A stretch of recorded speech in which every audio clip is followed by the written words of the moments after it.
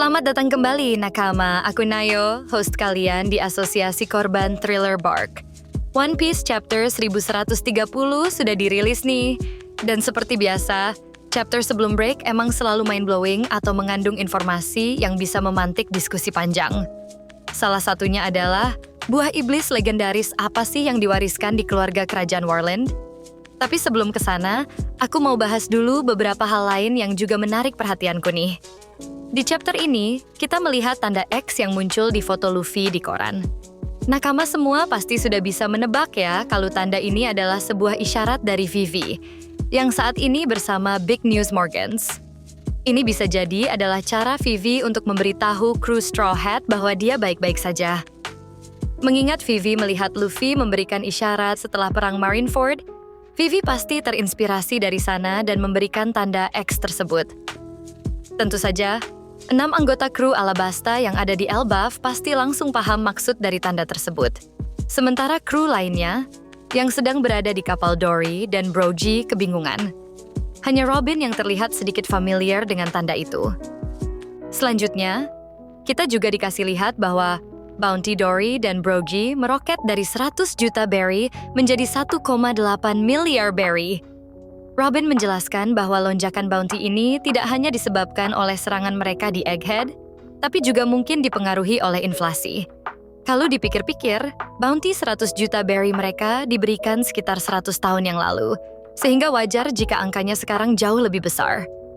Dan, apakah ini jadi cara Oda untuk meretcon bounty karakter lama yang seharusnya lebih tinggi sejak awal? Jika kita perhitungkan inflasi, Bounty Roger yang diterbitkan 20 tahun lalu dengan jumlah 5 miliar berry akan jauh lebih besar jika dihitung sekarang. Hal ini membuka diskusi menarik tentang bagaimana nilai bounty karakter-karakter kuat di masa lalu lainnya yang mungkin jauh lebih besar jika disesuaikan dengan inflasi. Nah sekarang, kita masuk ke pembahasan utama yaitu buah iblis apa sih yang sebenarnya dimiliki Loki?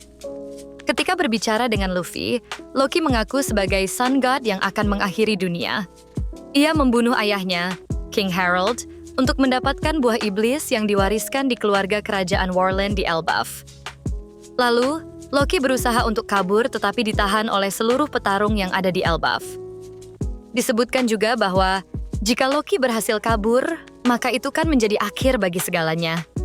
Seberbahaya itukah Loki? Buah iblis legendaris apa sih yang dimaksud? Salah satu teori yang menurutku paling menarik adalah bahwa buah tersebut mungkin Mythical Zoan Inu no Mi model Fenrir. Kenapa ini masuk akal? Fenrir, dalam mitologi Nordik adalah anak dari Loki, dewa penipuan dan kekacauan, dan Angerboda, seorang raksasa. Dalam kisahnya, Fenrir adalah serigala raksasa yang diramalkan akan memiliki peran penting di Ragnarok, peristiwa kehancuran dunia. Para dewa merasa takut akan nasib yang mungkin ditimpakan oleh Fenrir. Karena itu, dewa-dewa memutuskan untuk mengikatnya. Dalam peristiwa Ragnarok, Fenrir akan dibebaskan dari ikatan dan akan berperang melawan dewa-dewa. Dia akan membunuh Odin, yang merupakan pemimpin para dewa, dan dianggap sebagai salah satu ancaman terbesar selama Ragnarok. Setelah pertempuran Ragnarok, dunia akan mengalami kehancuran dan akan ada pembaruan. Loki bersama dengan Fenrir akan mati dalam pertempuran tersebut. Namun setelah kehancuran, dikatakan bahwa beberapa dewa yang selamat akan dibangkitkan, dan kehidupan baru akan muncul, yang membuat Loki menjadi katalisator yang memicu perubahan besar dalam mitologi Nordik. Dalam chapter ini, Loki diperlihatkan terbelenggu, mirip dengan cerita Fenrir dan cerita Loki sendiri di mitologi Nordik yang diikat sebelum kebebasannya yang memicu Ragnarok. Jika buah iblis yang Loki dapatkan adalah Mythical Zoan Inu no Mi model Fenrir, Loki mungkin menggunakan kekuatannya untuk menciptakan atau memulai semacam Ragnarok di dunia One Piece, yang mungkin melibatkan pertempuran besar di Elbaf atau bahkan Final War cerita One Piece. Ini membuat arc Elbaf menjadi lebih penting dari yang sebelumnya kita kira. Sebuah pulau yang memiliki kerajaan bernama Warland menjadi awal dari Final War di cerita One Piece, Ragnarok. Apakah Luffy akan secara tidak sengaja atau bahkan sengaja membebaskan Loki dan memulai Ragnarok di dunia One Piece? Ini emang spekulasi yang sangat menarik. Teori alternatif untuk buah iblis Loki adalah buah iblis Logia yang lebih memiliki hubungan dengan matahari. Apakah buah iblis tersebut adalah Sun Fruit atau Solar Fruit? Jika begitu, menurutku ini akan terlalu bertabrakan dengan buah iblis Nika ya. Karena secara logika, Sun Fruit atau Solar Fruit lebih pantas untuk menjadi kekuatan seseorang yang memiliki julukan Dewa Matahari.